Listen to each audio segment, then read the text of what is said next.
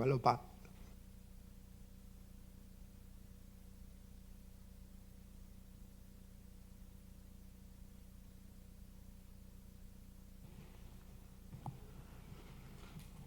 Hola. Vale, bien. ¿Estamos todos ya? Creo que sí, ¿no? Yo creo que sí. Ah, bueno, faltan dos. Bueno, mientras vienen... ¿habéis utilizado contenedores alguno? Sí.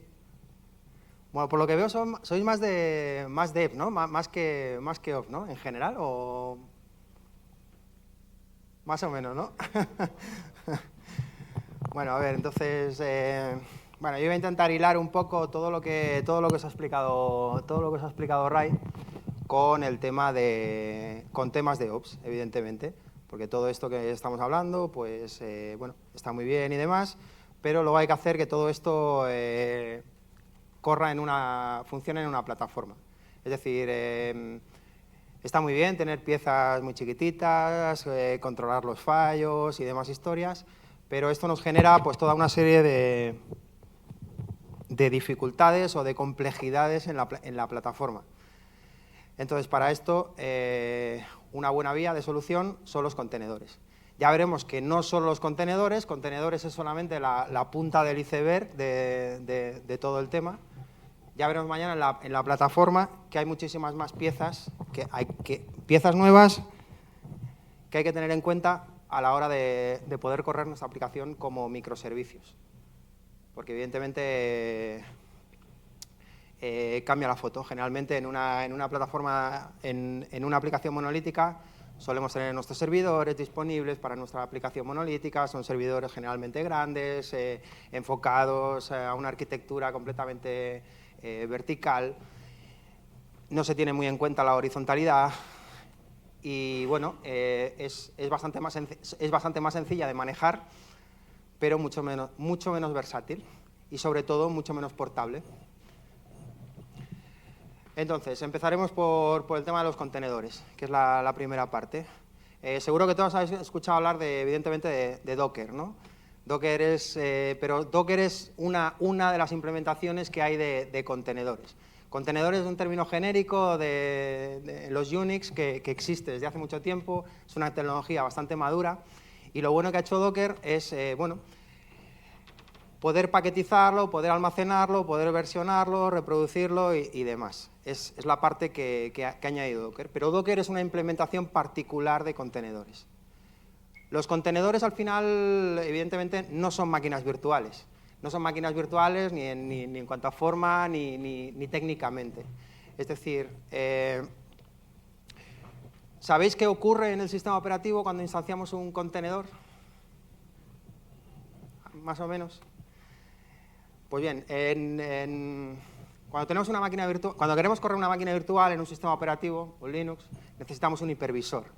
Le hace KVM, Xen, VMware, hay mucha oferta, pero bueno, al fin y al cabo necesitamos un hipervisor, que lo que hace es que nos abstrae el hardware para que nuestra máquina virtual sea capaz de hablar con una capa, dijéramos, agnóstica, que a su vez es la que hablará con el hardware. ¿Qué pasa en un contenedor? En un contenedor no pasa esto. No necesitamos una capa de hipervisor. ¿Por qué? Porque los kernels modernos, sobre todo los de Linux, Windows está en camino y, bueno, Mac OS y demás, pero bueno, nos vamos a centrar meramente en los kernels de Linux, tienen una particularidad que pueden seccionarse en espacios de nombres distintos. Entonces, ¿qué pasa? Cuando yo instancio un contenedor, ¿qué estoy haciendo? Estoy instanciando un namespace aparte, aislado con sus características del sistema anfitrión, por así decirlo. La única parte que comparten es el kernel, obviamente. Es decir, un contenedor va a necesitar un sistema operativo completo para funcionar. Bueno, lo de completo entre comillas, veremos un poco por qué, ¿no? Entonces, básicamente, cuando estamos instanciando un contenedor, en el sistema operativo lo que ocurre es que se instancia un namespace diferente, un namespace paralelo, podríamos decir, ¿vale? Con sus reservas de de memoria, de CPU, con su propia pila de red, con su propia pila de storage. O sea, tenemos, por así decirlo, el kernel se clona en un espacio de nombres diferentes y queda completamente aislado del primero. ¿Vale? Ante lo cual, un file system del contenedor solo existe en el ámbito de nombres del contenedor. Y el sistema anfitrión básicamente lo que hace es gestionar estos espacios de nombres cuando instanciamos distintos contenedores. Ante lo cual, un contenedor no es un tema, no es un tema de virtualización o de densidad, que bueno, eso lo vemos más adelante. Lo que, bueno, como comentaba antes, hay varias implementaciones de contenedores actualmente. Tenemos Docker, que es la más conocida, Rocket, que también está empezando a conocerse un poco más, que es por la rama de CoreOS. Bueno, luego tenemos Containerd y la Open Container Initiative. Sobre todo el concepto o sea, lo que quiero que quede claro es que cuando hablamos de contenedores no hablamos específicamente de Docker, sino que hay distintas implementaciones de contenedores. Aquí nos vamos a centrar en Docker, obviamente, porque es la más utilizada actualmente y quizá la que más podéis utilizar, pero que sepáis que hay otras. Y sobre todo lo importante es saber la diferencia que hay con una máquina virtual, porque mucha gente... Veis mucha gente que lo que dice, no, mira, yo tenía una máquina virtual y lo he puesto en un contenedor y bueno, ya estoy trabajando con microservicios, por así decir. Dices, hombre, yo diría que no, o sea, quiero decir, le has cambiado la forma, pero estás trabajando de la misma manera, ¿no? Aparte de todo lo que ha comentado Ray, ¿no? De las metodologías de trabajo, de todo este tipo de ATDD, TDD y demás. No, pero os podéis reír, pero hay mucha gente que hace este símil y seguramente os ha ocurrido, ¿no? De decir, no, mira, como ya es una máquina virtual y es un contenedor, pues bueno, ya estoy en microservicios. Esto es un microservicio, sí, bueno, diría que no. Otra de las diferencias de las máquinas virtuales con los contenedores, aparte del hipervisor, lo bueno de las máquinas virtuales es que, claro, tú tienes un hipervisor que, vale, consume recursos de tu máquina anfitrión y demás, pero tu máquina virtual tiene su propio kernel, ante lo cual puedes instanciar distintos sistemas operativos. Dentro de los contenedores, obviamente no. Si estás utilizando contenedores en Linux, estás instanciando kernels de Linux. Luego, evidentemente, podemos instanciar una distribución u otra. Ya veréis, porque al final, bueno, ¿sabéis un poco en qué se diferencian las distribuciones? Aparte de que cada una pone las cosas donde le da la gana. Pues básicamente en eso, o sea, el kernel estrictamente es el mismo. El kernel de Linux es estándar para todas las distribuciones. Es decir, yo puedo tener un kernel de Arch Linux y puedo hacer funcionar un CentOS, un Red Hat, una Debian. Me da igual, porque funcionan de la misma manera. Lo único que cambia es el file system, el root file system, lo que llamamos el root file system. Para arrancar un sistema Linux necesitas dos cosas, un kernel y un root file system. A partir de ahí, arrancas el sistema operativo sin ningún tipo de problema. Vale. Al no tener hipervisor, los contenedores prácticamente tienen un rendimiento aproximado al que podrían tener nativamente en la máquina. Si las estuviéramos lanzando nativamente, ya que no hay ningún hipervisor que tenga que traducir, por así decir, las llamadas al hardware. Un contenedor, esencialmente, lo que lleva es el software estrictamente necesario para que nuestra aplicación funcione. Si estamos haciendo contenedores, estamos haciendo dockers, contenedores, para un enfoque de microservicios, si nuestro microservicio es chiquitito, imaginaros la aplicación de la que estábamos hablando, ¿no? La que ha comentado Ray. Pues si nuestra aplicación está hecha en Java, ¿qué necesita nuestra aplicación para funcionar? Pues la Java, ya está. No necesitas nada más del sistema operativo. Es decir, si pudiéramos poner solamente en el contenedor la máquina virtual de Java, nos serviría para correr nuestra aplicación dentro. Con lo cual, los sistemas operativos Linux o las distribuciones Linux, como están concebidas, pues carecen un poco de sentido. actualmente, en el sentido, ya veis que, bueno, no sé si seguís mucho el tema, pero cada vez hay más sistemas operativos súper chiquititos. CoreOS, RancherOS, hay muchas distribuciones que son muy chiquititas, están enfocadas a eso. ¿Por qué? Porque estamos eliminando todas las dependencias del sistema operativo. Es decir, yo si mi aplicación está containerizada, ¿qué es lo que necesito en un servidor para que mi aplicación funcione? Pues solamente el software de contenedores, no necesito nada más, porque en el contenedor yo voy a meter todo el software que mi aplicación requiere para funcionar. Con lo cual, les da a los contenedores, tienen unas cualidades, pues las más de majas, como que son portables, son versionables y son inmutables. En ese sentido, los contenedores no nacieron, por decir, vamos a hacer más densa la población de contenedores por servidor.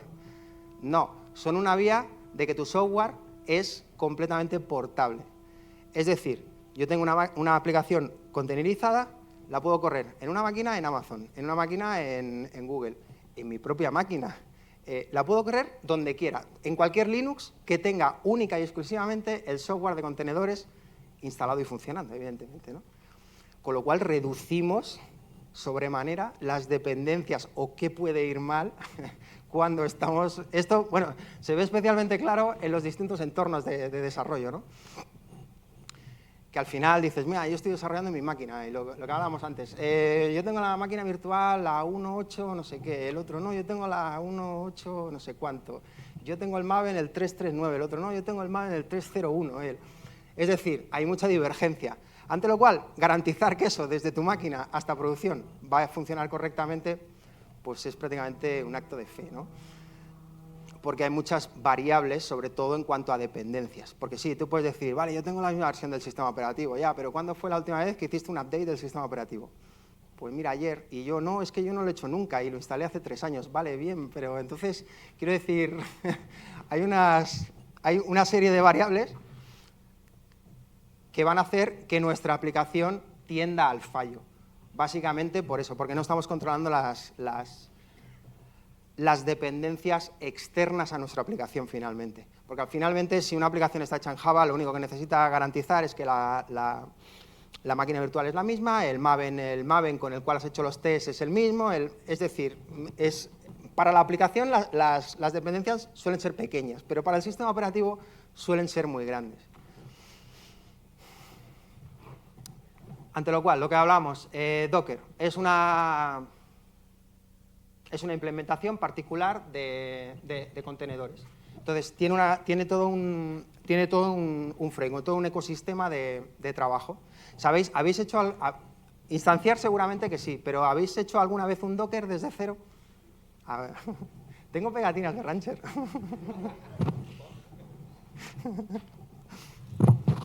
Consumir Docker seguro, pero producir Docker, ¿habéis producido alguno?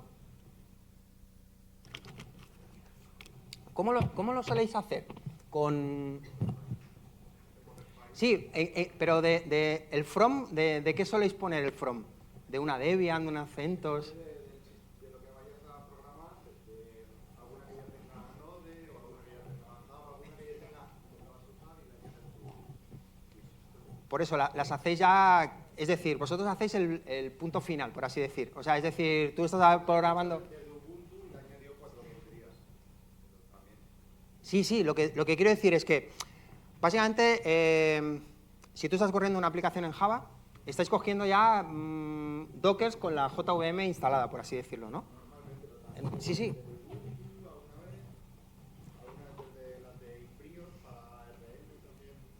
Sí, bueno, vale, sí, en ese caso particular hay menos oferta, por así decirlo, ¿no? Lo que quiero decir es que os fiáis del Ubuntu base o del Debian base o de las distribuciones que conocemos de toda la vida, ¿no? Pero, entonces, cogéis un Dockerfile, añadís vuestra aplicación en concreto, añadís un entry point, o sea, es decir, en todo esto más o menos conocéis el proceso. Vosotros no, y los demás más o menos sí. Vale, intento ir un poquito rápido, ¿vale? Porque Iba a explicar el workflow un poco de cómo funciona.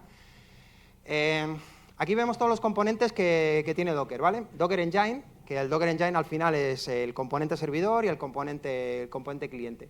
Docker al final es una API que lo que hace es hablar con el kernel del sistema operativo, ¿vale? Para gestionar los espacios de nombres que decimos que se instancian cada vez que instanciamos un contenedor. Y luego tenemos Docker en modo cliente, que le podemos decir, podemos conectar en remoto contra unos Docker, porque al final el Docker Server lo que hace es instanciar una API vía socket de Unix por defecto, o vía red, también se puede configurar para levantar un puerto de red y poder conectar en remoto, ¿vale? Luego tenemos los registries. Una vez el Docker Truster Registry, una vez construimos un Docker, ese Docker lo que hace es congelar todas las versiones de software y de sistema operativo que necesitamos para nuestra aplicación, las congela y las versiona dijéramos, en el contenedor en sí mismo.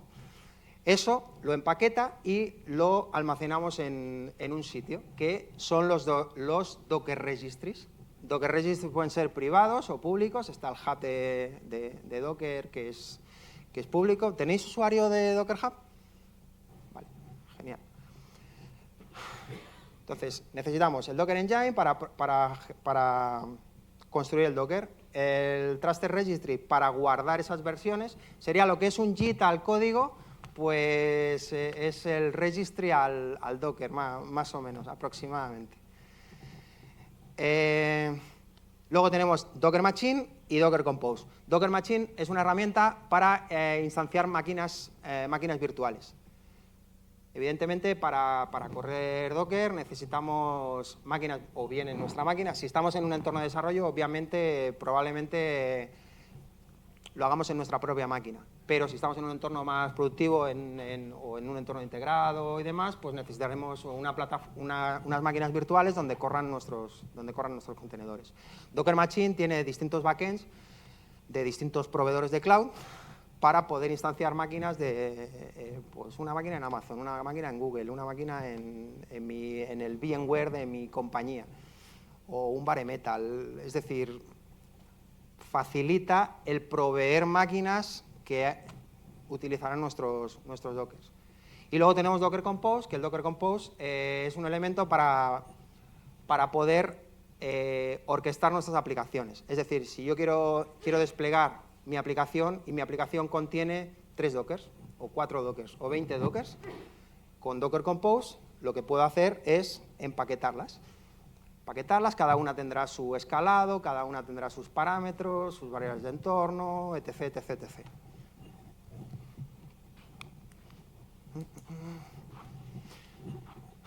Vale, esto, bueno, ya lo he explicado un poquito, pero además, si ya más o menos lo sabéis, lo que comentábamos antes. El servicio de Docker es posible correrlo en prácticamente todas las distribuciones Linux. Por defecto escucha en un socket de Unix, aunque podemos hacerlo escuchar en un puerto de red. Lo podemos ejecutar local o de manera remota, y para ejecutarlo de manera remota pues tenemos dos opciones. O hacemos un export del Docker host. Primero, si lo queremos ejecutar de manera remota, lo primero que tenemos que hacer es ponerlo a escuchar en un socket de red. Obviamente, porque por defecto no escuchan en un Docker de red. Es parametrizable, obviamente. Entonces, una vez tenemos ese socket abierto, en nuestra máquina es exportarnos la variable Docker host, que apunte al host y al puerto donde hemos levantado nuestro demonio de Docker, y ejecutar Docker con el comando que corresponda sin problema. O bien lo podemos hacer implícitamente en la línea de Docker con el comando -h mayúscula, que especificamos cuál es nuestro servidor al que nos vamos a conectar. Vale, un poco de resumen de comandos de Docker. Igual no hace falta que entre mucho, ¿no?, en esto. ¿Cómo lo veis? Es decir, bueno, tenemos comandos para gestionar el ciclo de vida, como son para crear, para renombrar, para correr un contenedor, borrarlo, hacer un update, generar imágenes. Hola. Tenemos comandos para gestionar el estado, como puede ser, pues, arranca el contenedor, párame el contenedor, hazme un restart del contenedor, páusame el contenedor. El de pausa es como el de las máquinas virtuales tradicionales que suspendes la ejecución, ¿o no es? El pausa, sí, el pausa básicamente lo que hace es un freeze de todo el es un freeze de todo lo que esté corriendo dentro del contenedor. O sea, para la entrada-salida, para todo. La memoria se queda en el mismo estado donde estaba. O sea, literalmente hace una pausa. Es decir, no le entra nada nuevo a la memoria, pero la memoria mantendrá el contenido que tenía. Bueno, para eso ya tienes que persistir. Si quieres hacer eso, tienes que persistir, porque la memoria, evidentemente, es volátil. Si apagas el equipo... Es decir, tú puedes pausar un contenedor, hacer que tu máquina hiberne, que hibernar al final es que vuelca todo el contenido de la memoria al disco duro, y cuando levantas la máquina tendrás todo en el mismo estado. Sí, eso puedes hacerlo. Es que hace no mucho me preguntaron si había un equivalente en Docker adicional de las máquinas virtuales, que las suspendes y literalmente es que suspendes la máquina virtual, pero no he oído nada. Sí, esto hace un poco lo mismo. De hecho, bueno, es posible hacer live migration de contenedores entre unos servidores y otros, y bueno, utilizan básicamente estas técnicas. No están en producción, solamente son pruebas y demás, pero el concepto es un poco el mismo que las máquinas virtuales. Cuando haces un live migration de una máquina virtual, ¿qué haces?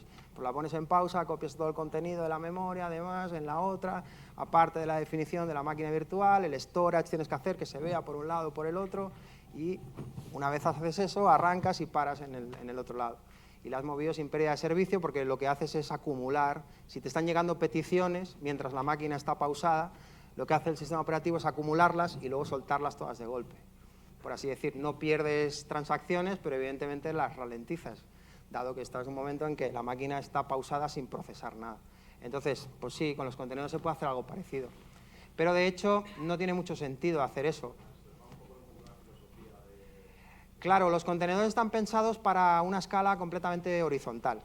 Es decir, yo tengo un contenedor, pero como puedo tener una instancia, como puedo tener 27 instancias. O sea, son poco dolorosas. Y como un contenedor en sí mismo es portable y reproducible, pues sabes que lo puedes levantar tantas veces como quieras, en tantas máquinas como quieras.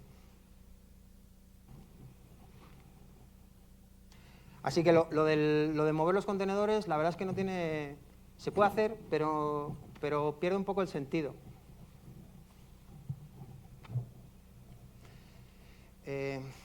¿Por dónde iba? Vale, comandos de estado para hacer, bueno, arrancarlo, pararlo, restar, pause, un pause, esperar, un kill, attack. Attack es conectarse a la consola del contenedor, que tampoco tiene demasiado sentido. O sea, un contenedor no está pensado para que levantemos, imaginaros, un contenedor que levanta un MySQL. Pues en general no está pensado para que también levantemos un SSH y también levantemos no sé qué historia, nos conectamos como si fuera una máquina virtual. No, el tratamiento es completamente distinto. Se hace es un comportamiento completamente distinto. Tenemos que hablar con Docker.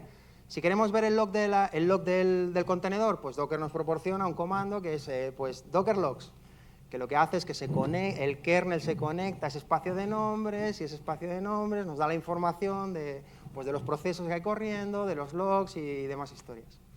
¿Qué tenemos que hacer? Cuando habéis corrido alguna vez un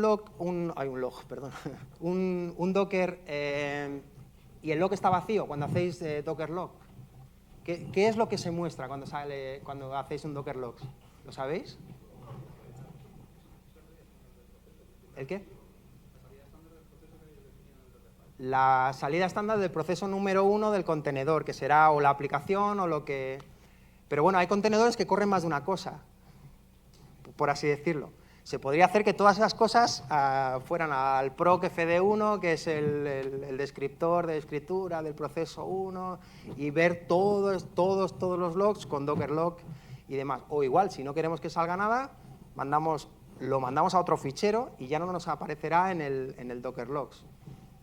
Perdonad, os estoy intentando mapear un poco la parte más técnica con la parte más, dijéramos, cotidiana, ¿no? Pues bueno, vamos a ver un poco un proceso de cómo haríamos para... vale, estás estirando solo, ¿no? Así a grosso modo, ¿cómo haríamos para generar un Docker? Lo primero que tenemos que generarnos es un Dockerfile. El Dockerfile lo que nos va a marcar es el guión de construcción de ese contenedor, ¿vale? Los contenedores, una vez construidos, son inmutables, ya son como son. Es decir, si tú pusiste la versión X de X software, esa versión es la que está. Y si tú has puesto la versión de tu aplicación, la que sea, esa es la que está. Va a seguir estando empaquetada ahí. La idea es que cuando el Docker arranque, no descargue nada, esté ya ahí, porque tenemos que garantizar que es inmutable e irreproducible. Es decir, si nosotros tenemos que descargar cosas, pues ya necesitamos conexión a Internet, que lo que queremos descargar siga estando disponible. Una serie de cosas que no nos conviene, se puede hacer, obviamente, pero las buenas prácticas dicen que no hacerlas, con lo cual es mejor empaquetar todo lo que vamos a correr, que ya esté empaquetado en el Docker que estamos construyendo. Las imágenes de Docker son acumulativas. Es decir, cuando vosotros hacéis Docker from Ubuntu o from Debian o tal, eso ya es una imagen que ya existe. Vosotros estáis abriendo esa imagen y estáis añadiendo cosas. Eso se hace en distintos commits y esos commits van al final al Docker Hub y forman una capa más en la definición de tus contenedores. Bueno, obviamente muchas distribuciones y muchas aplicaciones ya tienen su distribución en Docker. Esto al final, para las aplicaciones, distribuciones y demás, al final, si lo pensáis, son paquetes universales. Es decir, si yo tengo una Debian, tengo una CentOS, tengo una Red Hat, tengo un Arch Linux, ¿vale? Si quiero instalar MySQL, en cada una de ellas lo tengo que hacer de una manera distinta, completamente distinta. Una es apt-get, no sé qué, la otra es yum, no sé cuánto, la otra es... Es decir, cada una tiene su paquete particular para cada una de la distribución. Si la tenemos en Docker, ¿qué pasa? Que esa misma una vale para todos. Docker run, MySQL, listo, lo tenemos. Es un paquete universal al final, que es la gran ventaja de trabajar con Dockers y contenedores. Aparte de que son versionables, inmutables y demás, es que son reproducibles en cualquier sistema operativo que nos soporte el framework de contenedores que estamos utilizando.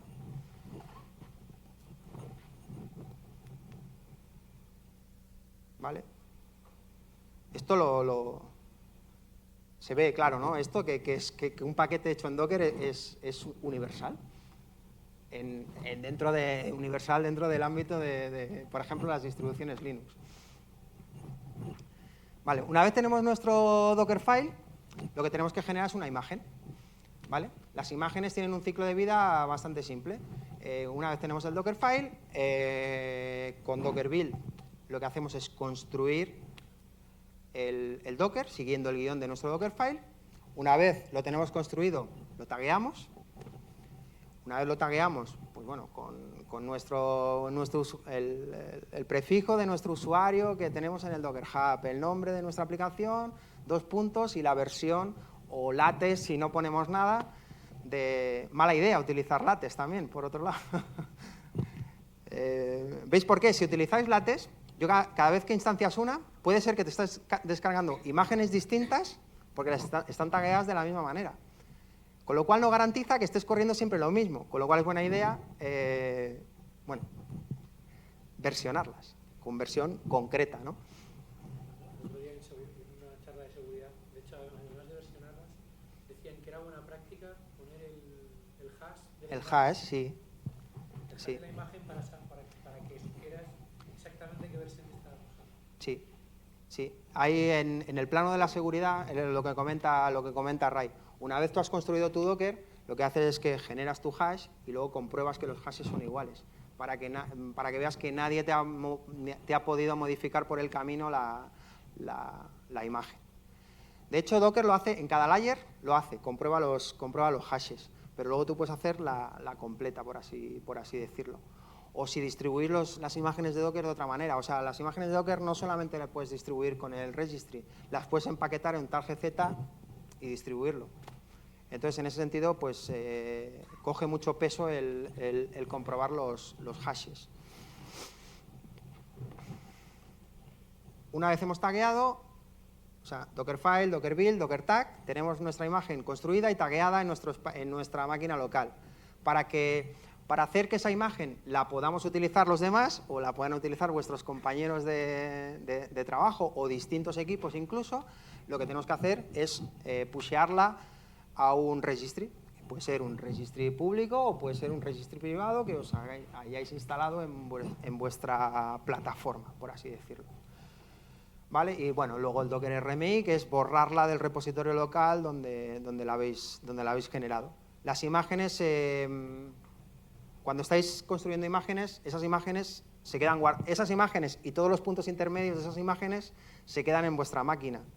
Es decir, y consumen, dependiendo del tipo de imágenes que estéis construyendo, consumen bastante espacio. Es decir, es buena práctica que una vez las hayáis subido al registry, las borréis o borrar las intermedias y este tipo de cosas, simplemente por consumo de recursos y demás. Así que, bueno, sencillo. Este es el workflow que lleva una imagen, ¿vale? Para lanzar un Docker, ¿qué necesitamos? Pues la imagen. Ya tenemos la imagen. Y ahora queremos lanzar nuestro contenedor, ¿vale? El contenedor es la parte ejecutiva, dijéramos, de la imagen. Es poner a funcionar la imagen que hemos construido previamente. Ante lo cual el proceso es inverso. Lo que tenemos que hacer es un Docker pull, que lo que hará es descargarse esa imagen del registry correspondiente. Docker run, que la pondrá a funcionar. Y bueno, luego Docker stop y Docker RM para borrarla. Este sería el ciclo básico de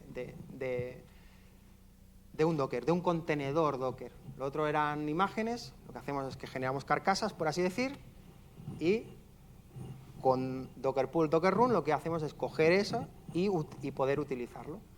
Esto es especialmente útil, pues lo que comentábamos antes. Distintos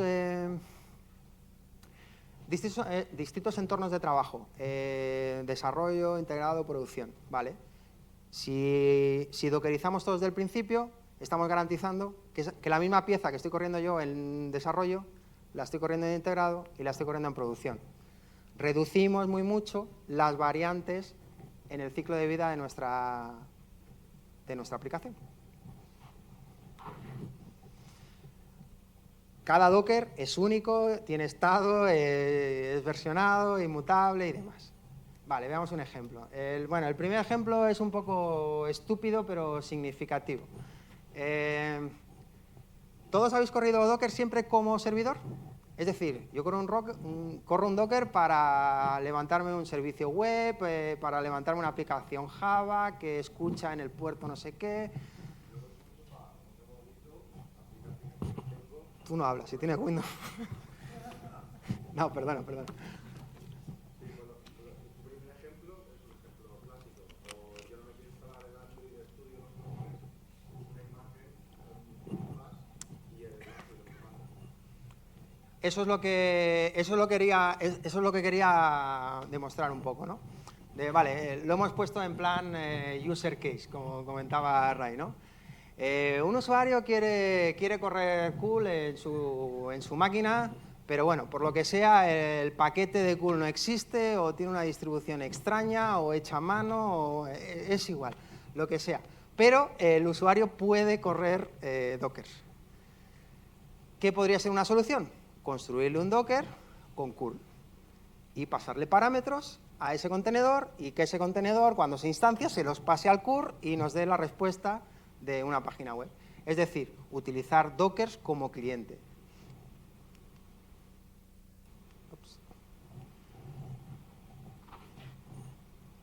Este sería el ejemplo del Dockerfile a utilizar. Bueno, yo utilizo Alpine Linux. ¿Conocéis Alpine Linux? ¿Sí? No, en general no, ¿no? Vale, Alpine Linux es una distribución particular de Linux que la gran diferencia es que en vez de estar compilada con la glibc, está compilada con la musl. La Muscle es muchísimo más comprimida, ante lo cual un contenedor básico de Alpine ocupa 3 megas, cuando un contenedor básico de Debian o un contenedor básico de Ubuntu, ¿qué podemos irnos? ¿200, 300? Claro, de 300 a 3, es decir, a mí lo que me importa es la funcionalidad, no todo el sistema operativo que lleve por detrás, que nunca utilizaré, porque yo estoy utilizando mi contenedor para correr mi máquina virtual Java, ¿vale?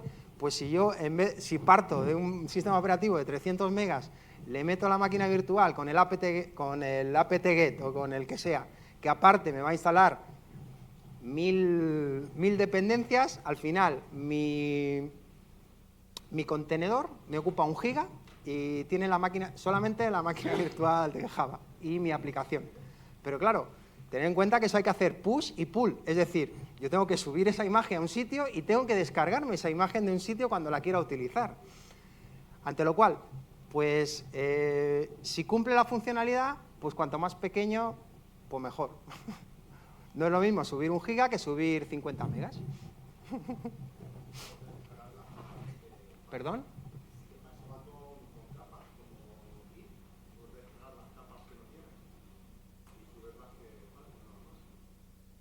Sí, yo te hablo de... Vale, tú monta una máquina nueva, de cero. ¿Cuántas capas se tiene que bajar? Todas.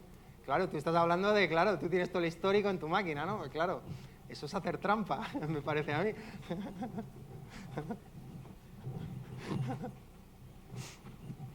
Pero bueno, usando Windows no me extraña.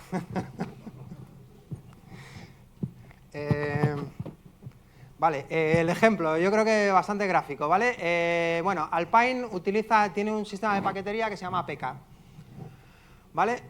Como podéis ver, partimos de la imagen estándar de Alpine versión 3.5, que es la última versión que existe ahora mismo de Alpine. Instalamos software básico y el curl, ¿vale? Curl, le instalamos el LibreSSL para poder pedir páginas por HTTPS, obviamente. Y bueno, mira, nos permitimos el lujo y nos instalamos el bash, que ocupa poco. Borramos, igual, es importante cuando instaléis software, borrar todos los cachés, porque no sirven para nada dentro del contenedor, porque el contenedor es lo que os comentaba, ¿no? No está pensado para que tú instancies constantemente ese contenedor, instales paquetería y demás, con lo cual todas las cachés de paquetería y demás historias pues no nos sirven para nada, nos sirven en el momento de instalar. Una vez instalamos, borramos. Y luego pues definimos nuestro entry point. ¿Sabéis por defecto cómo funciona lo de los entry points y lo de los CMDs?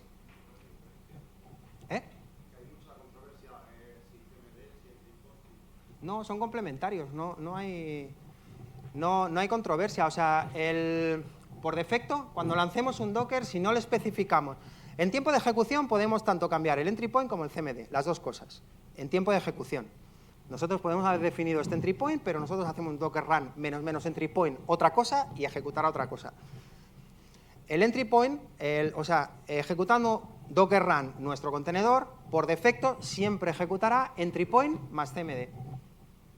Si el CMD está vacío, pues solamente entry point.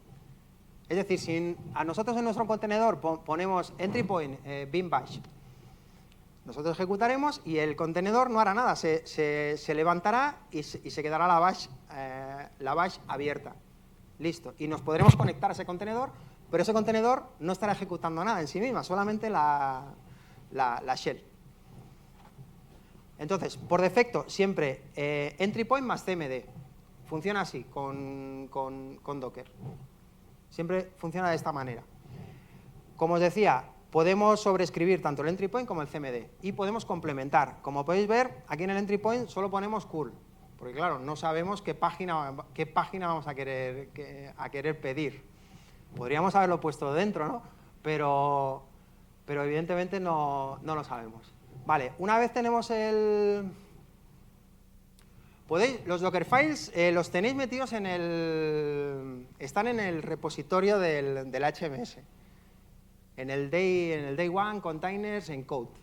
Aquí están los Dockerfiles, los que estoy enseñando, o sea, no los podéis ver cuando cuando queráis o incluso probarlos.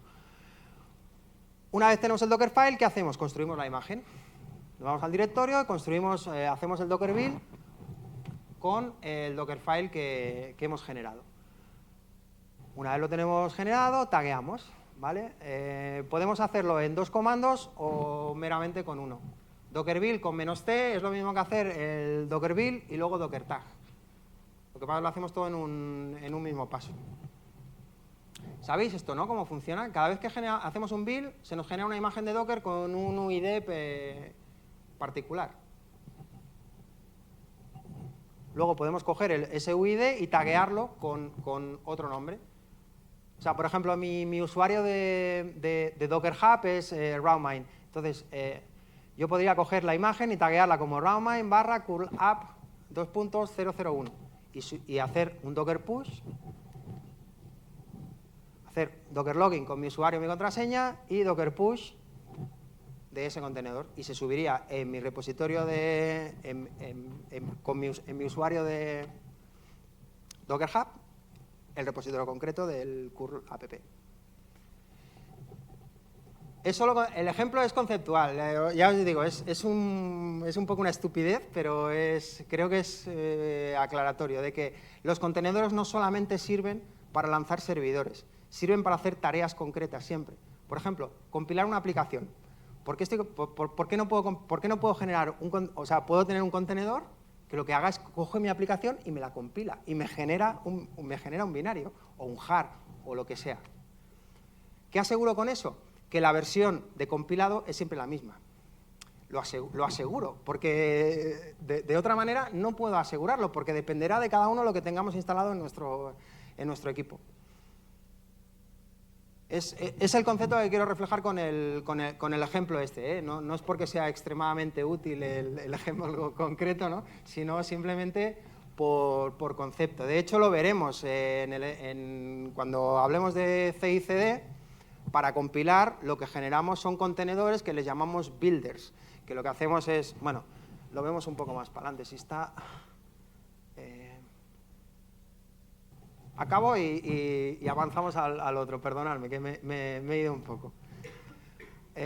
Vale, una vez hemos hecho el login con el Docker Hub, hemos hecho el push de la imagen, el Docker Hub, ya podemos utilizarla. Viendo el ciclo de vida que hemos visto antes de las imágenes, una vez ya la tenemos pusheada, ya la podemos utilizar. El Docker Run lleva implícito el pull, es decir, si esa imagen no está en nuestro equipo, cuando hagamos un Docker Run, él hará el pull automático.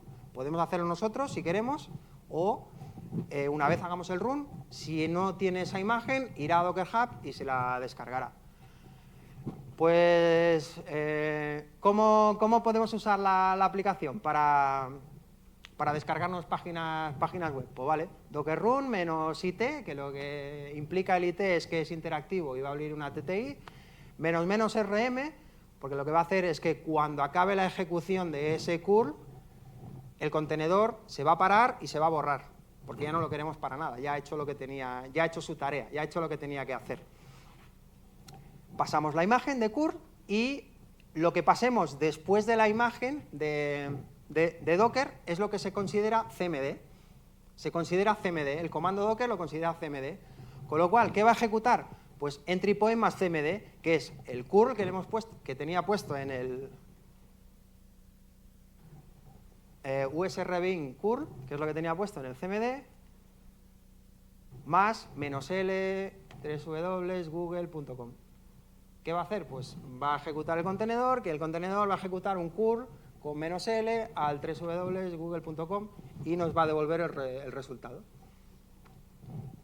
Y ya, bueno, si nos sentimos creativos y queremos hacerlo un poco más bonito, pues le decimos al usuario, no, mira, no te instales nada, genérate este alias en tu máquina, alias curl igual a docker run -it -rm y la versión. Y a partir de aquí podemos ejecutar curl -l www.google.com. Pero ¿veis por qué son paquetes universales? Por así decirlo, que es lo verdaderamente importante aparte de que son inmutables y versionables y demás, pues sobre todo que son portables a cualquier sistema operativo que pueda correr con Docker en este caso. Bueno, vea, el ejemplo como server, sí. En el de HMS, no en el de Code, en el otro, sí.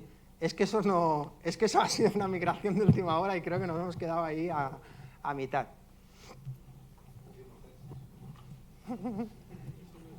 Sí, yo creo que están, a ver, están aquí. En el de HMS, en el Day One,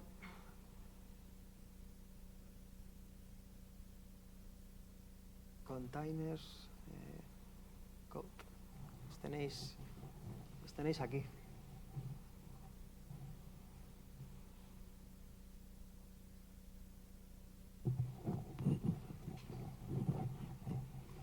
Bueno, este ejemplo ya es un poco más típico, ¿no? El ejemplo de correr un Docker como servidor, ¿vale?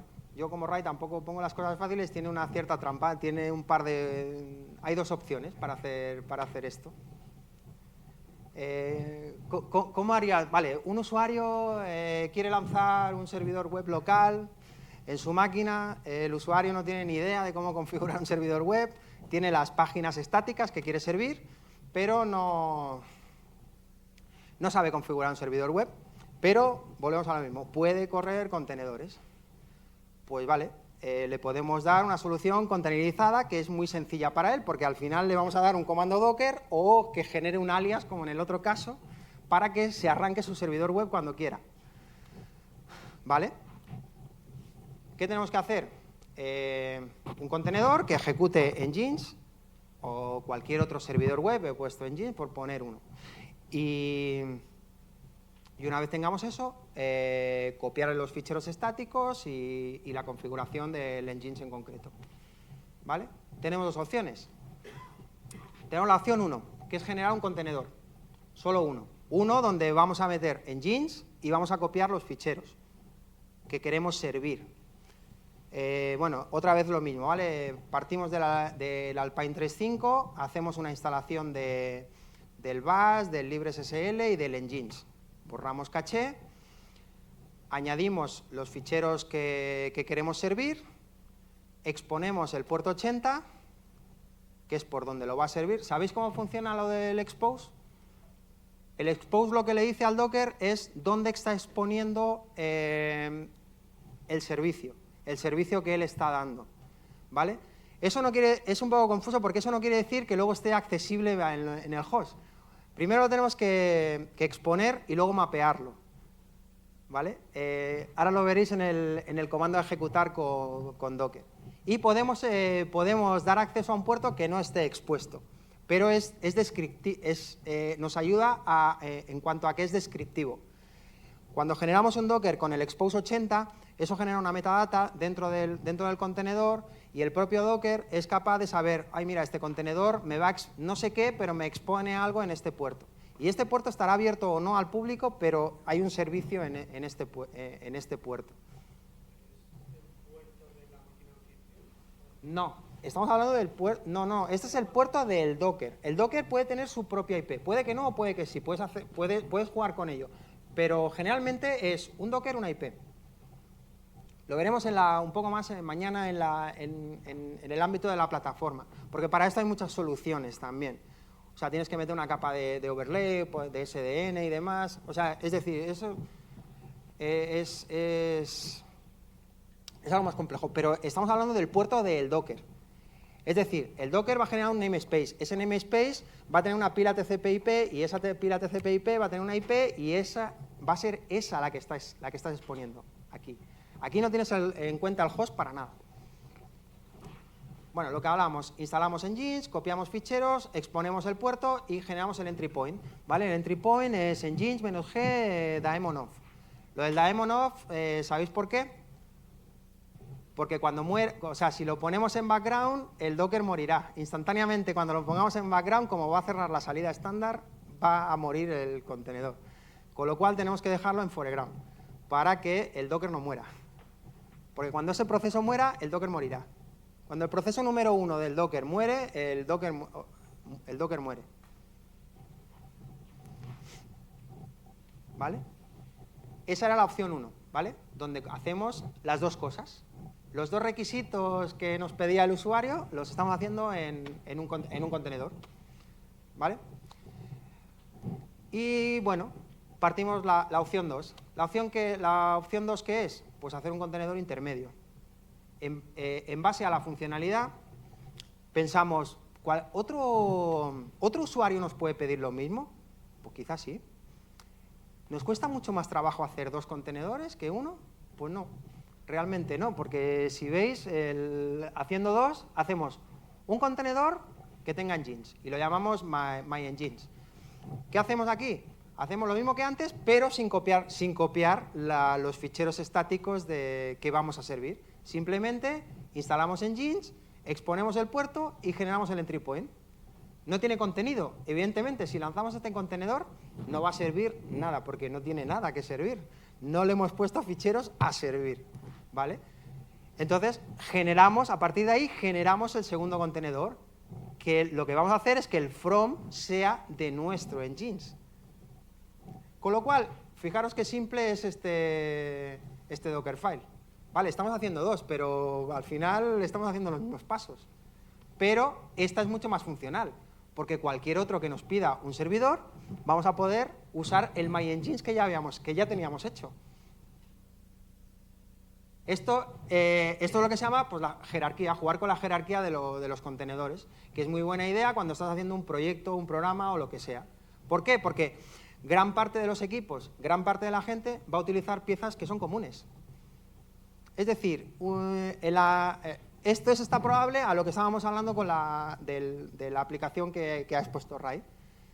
La aplicación está en JVM, ya, nosotros podemos hacer una máquina JVM con esa aplicación puesta. Vale, perfecto, pero lo mejor es hacer una intermedia, que es solo la JVM, sin aplicación. Con lo cual, cualquiera que desarrolle una aplicación en JVM podrá coger esa imagen y solo meterle su código. Bueno, y aquí es un poco más de lo mismo. Aquí la única diferencia entre la opción 1 y la opción 2 es que primero tenemos que pushear la del MyEngines al registry para poder utilizarla en el from del segundo contenedor. ¿Perdón?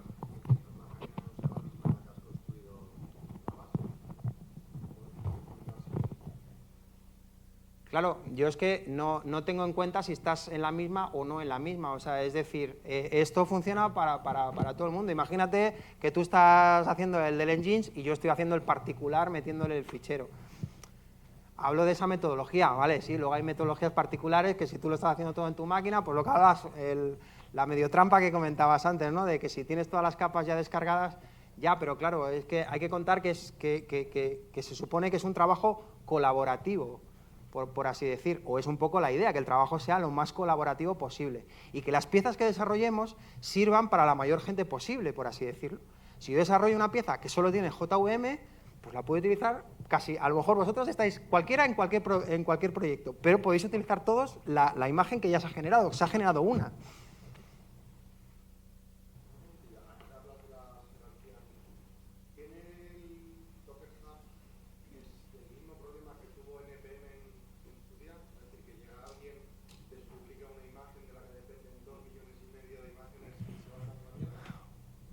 Podría pasar, no lo sé, podría pasar.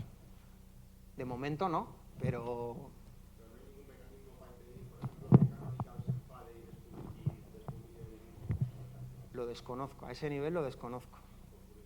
Sí, no, sí, y yo con total honestidad te digo, desconozco si hay un manifiesto, un acuerdo o lo que sea, o si por el mero hecho de publicarlo en Docker Hub, pues ya has perdido todo el derecho sobre la imagen. No lo sé cómo, honestamente no lo sé. Pues bueno, aquí el único matiz entre la opción 1 y la opción 2 es que en la opción 2 tenemos, en la opción 1 lo hacemos todo del tirón, como hemos hecho el del curl, hacemos el build sin problema de nuestro contenedor, que tendrá dos funcionalidades, por así decir, la del engines y la de servir las páginas concretas del usuario que nos lo ha pedido. Y si cogemos la opción 2, pues lo único que tenemos que hacer es que antes de hacer el build de la segunda imagen, como depende de la primera, pues la tenemos lo que comentaba, ¿no? Que hay que pushearla. Hay que hacer un build, hay que hacer un login y un push del MyEngines para luego poder utilizarlo en el MyServer. ¿Vale? Y bueno, luego a partir de aquí ya todos los pasos son comunes en la opción 1 y en la opción 2. O sea, es decir, la sobrecarga de trabajo pues es prácticamente ninguna. Sin embargo, una opción es bastante más útil que la otra. No, y sin coste en cuanto a trabajo, por así decir. Para lanzarla, veis, hemos cambiado parámetros. En vez de -it, ahora es -td. -td hace que el Docker se lance y se vaya a background. Desconecta la salida estándar de la pantalla, de nuestra sesión, mejor dicho. Lanza el Docker y lo deja lanzado en background, ¿vale? Nosotros nos vamos a desconectar del Docker, pero el Docker va a seguir corriendo ahí.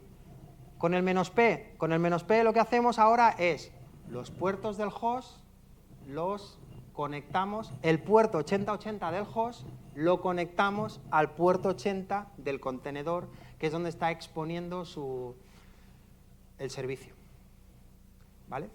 ¿Por qué? Porque si no hiciéramos esto, nosotros como usuarios no podríamos llegar a conectarnos a ese contenedor.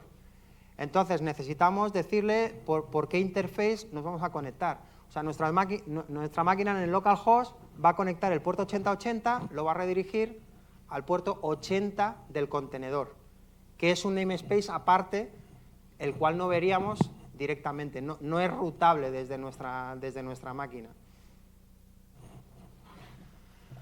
¿Vale? Y bueno, aquí pues lo mismo, si queremos hacer un alias, pues podemos hacer un alias y bueno, pues luego es para probar, pues sería curl al localhost 8080.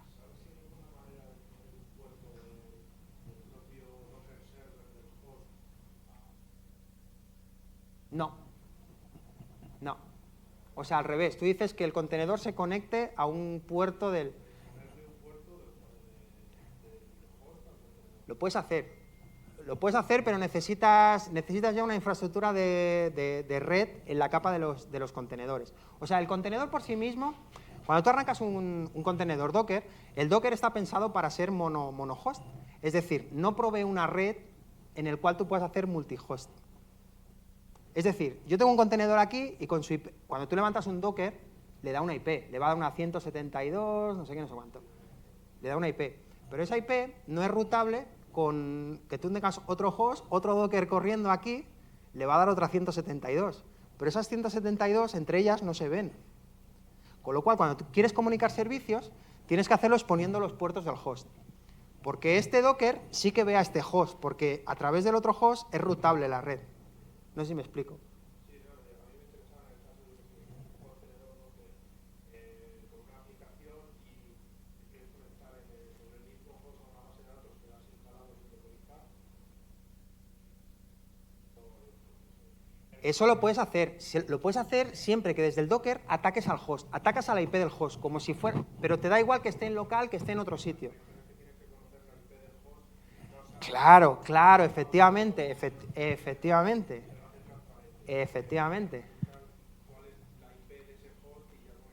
Claro, pero tú podrías hacer lo mismo que planteas con un Docker. Y aunque no sea cuando tú lanzas un Docker, la capa de red la puedes cambiar. Tú si no le pones nada, él te lo va a generar él genera un virtual switch que se llama Docker 0, y ahí es donde va a conectar todos los Docker por defecto. Pero tú le puedes decir a un Docker que coja el network del host.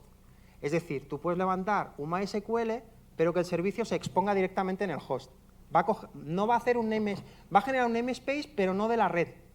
Va a coger el namespace propio del host. Con lo cual estás compartiendo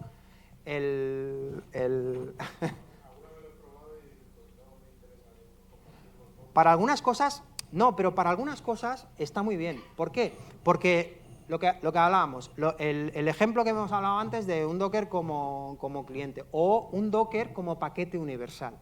Es decir, tú puedes utilizar infinidad de sistemas operativos e instalar siempre el MySQL de la misma manera. Con tu Docker, en vez de meterlo en la red de Docker, lo metes en la red del host y es un servicio del host. No sé si me explico, pero has ganado el tema de que el paquete es universal.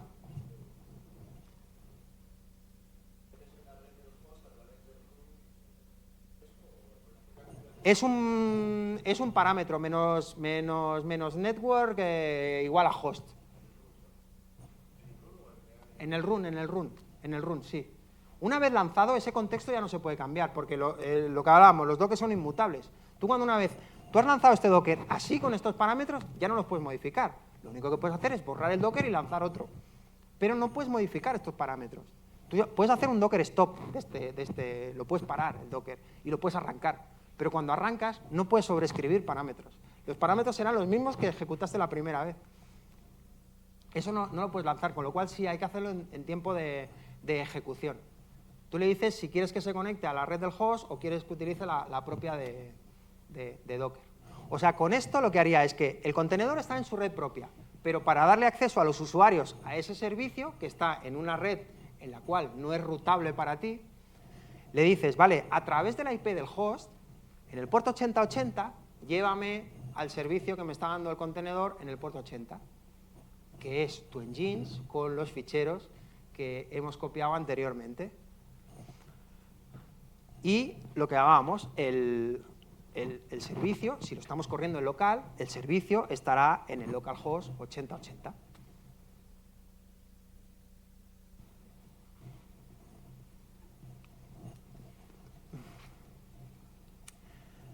Lo que hablamos de la jerarquía. Esta es un poco la jerarquía que, bueno, mañana se verá más en detalle cuando hablemos del CICD, pero creo que sí que es interesante introducirla. Esta es la jerarquía que vamos a plantear para el desarrollo o la aplicación ARI que nos presentó Ray. ¿Vale? Lo que vamos a hacer es, partimos de un contenedor base. Un contenedor base, al fin y al cabo, es, por ejemplo, si partís de Alpine. Alpine prácticamente pues, no lleva apenas software, es un BusyBox con prácticamente nada. Vale. Pero ¿qué pasa? Probablemente queramos utilizar SSL, probablemente queramos utilizar curl, probablemente hagamos shell scripts en bash o no. Pero bueno, esto ya depende del gusto. ¿Vale? Todo ese software básico que van a utilizar generalmente todas las demás imágenes, es interesante congelarlo y ponerlo en un Docker básico. Con lo cual nosotros ya no vamos a poner un from del Alpine, el que sea, sino que vamos a poner un from de nuestro HMS base. ¿Vale? Para garantizar que ese mínimo software que van a utilizar todas las imágenes esté. O, por ejemplo, lo típico, un certificado SSL autofirmado. Claro, pues lo suyo es que lo metamos en la base. O una entidad certificadora autofirmada en la cual confiamos. Pues lo suyo es que lo metamos en la base, porque a partir de ahí todo lo que generemos a partir de esa base va a confiar en la entidad certificadora ficticia y autofirmada que nos hemos generado. Por ejemplo, es un ejemplo básico. A partir de la base salen dos ramas, básicamente. La rama de ejecución y la rama de compilación. En una hemos puesto HMBase más el JRE, la JRE de Oracle, no sé cuál toca. Mira, la 18112. Esa es la que está metida en ese contenedor concreto. Por el otro lado, en vez de la JRE, hemos generado la JDK. ¿Vale? De la JDK saltamos al Maven. Pensaba que habías preguntado. Bueno. En el modo acumulativo, ¿qué necesitamos para compilar nuestra imagen? Pues aparte de la JDK, pues el Maven, como hemos visto antes. ¿Vale? Pues generamos de la JDK, generamos una con Maven. Y de la de Maven ya generamos la particular de nuestra aplicación ARI, que le vamos a llamar ARI Builder. Es decir, esa ARI Builder va a llevar JDK8, Maven y la aplicación en concreta. Ante lo cual podemos hacer que ese contenedor se levante y pase todas las pruebas de aceptación, por ejemplo, o las pruebas unitarias. Se compile y pase las pruebas de aceptación y unitarias. Y luego, si las pruebas de aceptación y unitarias son correctas, el jar compilado lo suba a un repositorio Git o a un repositorio donde luego lo pueda coger la HMS JR8 y empaquetarlo en la HMS ARI. ¿Queda claro o no?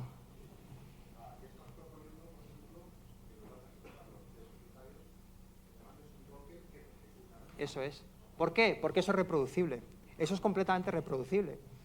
Lo otro cuesta más reproducirlo o no es reproducible. Claro, entramos en... ¿qué suele pasar?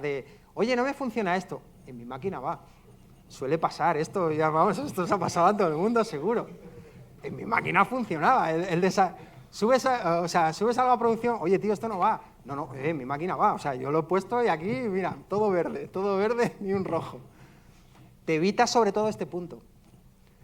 ¿Por qué? Porque esto es versionado y es inmutable. Y es el mismo código siempre que se va a ejecutar en un sitio o en otro. Pero aquí garantizas que la versión del Maven es la misma, garantizas que la versión del JDK es la misma y garantizas que si llevas SSL o software básico que necesitas, lo tienes. Eso es. Y aquí, pues hombre, obviamente garantizas el código de tu aplicación, que es la versión que has metido. Con lo cual garantizas todo ese ciclo, que hace que evidentemente la probabilidad puede fallar, obviamente, pero la probabilidad de fallo se reduce muy mucho. Ya no puedes decir en mi máquina va, porque no. Y por el lado de la ejecución, pues lo mismo. Por el lado de la ejecución, pues una vez tenemos compilada la versión X que corresponda, pues para ejecutar eso, que vamos a necesitar un Docker Run, pues bueno, probablemente no necesitamos la JDK. Con la JRE nos vale, que es solamente el entorno de ejecución. Con lo cual la imagen la reducimos un poquito más. Ya es cuestión maniática o como sea uno, ¿no? Se podría ir con la JDK perfectamente, ¿no? Es un tema ya de... Y sobre todo porque quede claro el concepto, ¿no? Que hay máquinas que son hay contenedores que son para ejecutar cosas y otros contenedores que lo que hacen es generar contenido para que luego sea ejecutado por otras cosas. Además, esto nos aísla, que como veremos en detalle, del sistema CI/CD que queramos implementar. ¿Por qué? Porque ya no necesitamos integración directa ni con Maven, ni con JDK, ni con nada. Lo único que necesitamos es que nuestro CI/CD lance dockers. Y estamos totalmente desacoplados del sistema de CI/CD que queramos utilizar. Y bueno, luego había puesto pues, bueno, dos prácticas que si queréis hacer y si no, pues las dejamos para mañana o las hacéis o miráis la solución y demás. No, pero por eso lo digo, que he tenido el detalle de poner la solución. Sí, bueno, yo soy muy maniático en estas cosas. A mí me gusta que el software, cuando instalo software, sea autocontenido. A mí eso de que haya cosas en etc, otras cosas en OPT, otras cosas en no sé dónde, me pone de los nervios. Es decir, yo quiero las aplicaciones, mi aplicación empieza en el OPT JDK, vale, pero no hay nada en otro lado, o sea, no hay dependencias. Ante lo cual, suelo compilar las cosas, sobre todo en los contenedores, porque no necesito el etc para nada, no necesito otro tipo de cosas. Esto ejemplifica un poco mi paranoia en ese sentido. Hay mucha otra gente que lo hace también, pero bueno. Podéis, echarle un vistazo si... Es por dejarlo aquí. ¿Nos estaban...? ¿Sí? Son ya y 20 y tal.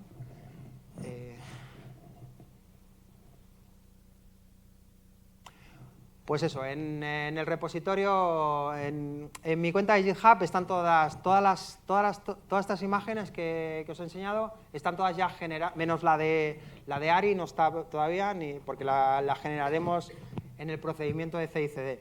Pero la base, la JR8, la JDK8 y la Maven, estas sí que están. Lo digo porque echarle un vistazo por si queréis ver cómo tal. No, cada una es un repo distinto. Y están publicadas en GitHub, en el Docker Hub, perdón. Y están, la de JDK y la de JRE están instaladas, pues ya os digo, con el concepto este de que todo esté en el mismo de esto. Pero bueno, para que os hagáis una idea, la JR8 ocupa 50 megas, me parece.